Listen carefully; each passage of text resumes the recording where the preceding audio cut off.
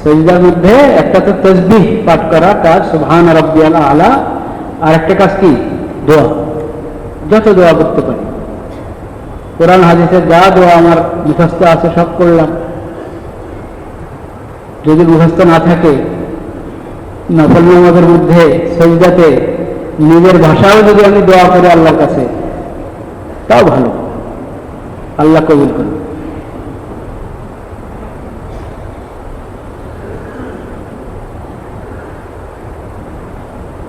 বাকি এই শেষ কথাটার মধ্যে দ্বিমত থাকতে পারে।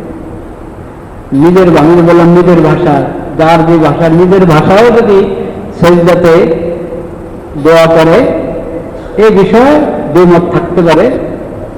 অন্য কোনো আলেম বা মুফতি বলতে পারেন যে না, ঠিক না, নামাজের ভাষা যেটা আরবি ভাষায় দোয়া করবে, যে দোয়া তার দ্বারা নাই, যা সে আরবিতে বলতে পারছে না সেটা করবে না, ওটা সাধারণ মোনাজাতে দোয়া করবে।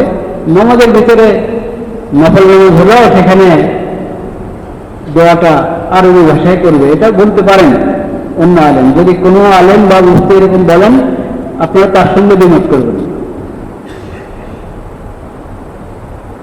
বাকি আমি যতটুকু বুঝে আমি বললাম, নফল নামাজে যদি সেজদাতে নবী করিম সাল্লাল্লাহু আলাইহি ওয়াসাল্লাম বলেছেন, সেজদার মধ্যে তোমরা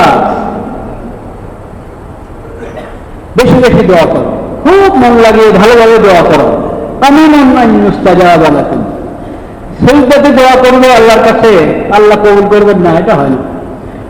এই দোয়া কবুল হওয়াটাই স্বাভাবিক।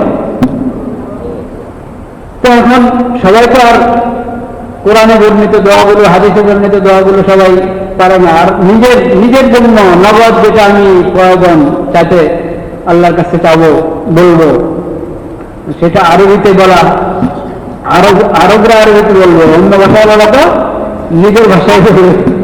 আল্লাহর কাছে সব ভাষা কি? সব ভাষা আল্লাহ বুঝেন, কারণ সব ভাষা সৃষ্টি করেছেন কে? আল্লাহ। সব ভাষা আমাদেরকে শিখিয়েছেন কে? আল্লাহ।